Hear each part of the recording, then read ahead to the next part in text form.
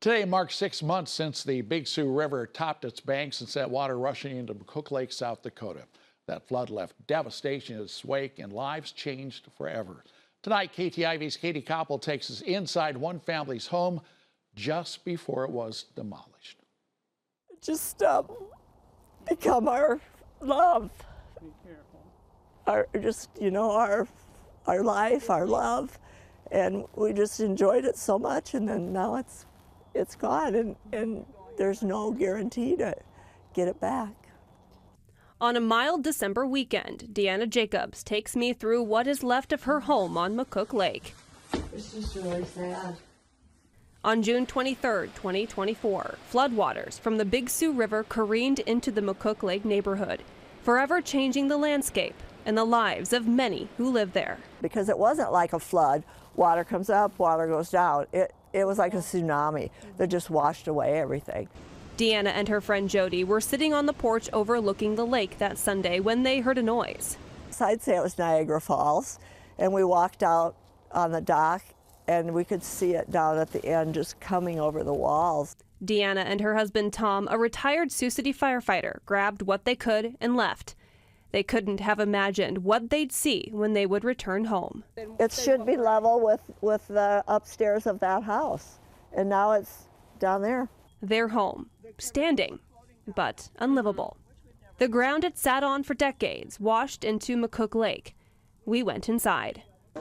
Ooh, here's a flamingo. 6 months later, what remains still takes Deanna's breath away. We just fixed it up as we went along. The Jacobs bought this one-story cabin decades ago as a weekend getaway, fixing it up, adding a second story, and eventually moving to the lake house full-time after Tom's retirement.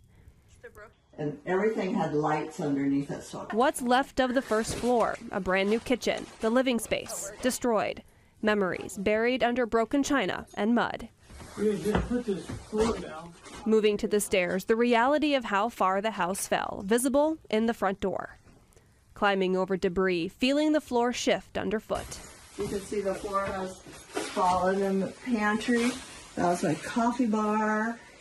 Water never reached upstairs, and thanks to a friend, they were able to get some things out. So that door we had to take sludge to. But it's too dangerous to save the beautiful wood furniture that remains. As we walk through the debris, Deanna finds things to save. Even small. It helps. It's just a shell. There's nothing in there you can use, and you have nothing. It's hard, she says, to walk through the house, looking at what used to be, and realize, she says, that they lost everything. Because we didn't have anything. People don't understand that, you know. I didn't understand that. Like, oh man, we got nothing. And it isn't just the material things. Well, there goes all your retirement that you worked so hard for. A husband worked 2 jobs, and Vietnam vet and retired fireman, and you know, we did everything right. Everything, she says, that was washed away without warning. You don't understand until it's you, and you have nothing for days. Their future after the flood still a question mark. And it was just the beginning of a nightmare, and it really doesn't end. It just, because you still don't have what's yours. You worked hard, you did everything right, you paid your taxes, and it's gone. It's just gone, and you just keep looking at the mess. And then, you know, what, 6 months later, they're gonna tear it down, and then what? What do you do now? The Jacobs home that once stood tall along the lake is now an empty lot. It, along with several others, were torn down days after our interview. The Jacobs don't know if they will rebuild here or where they may go.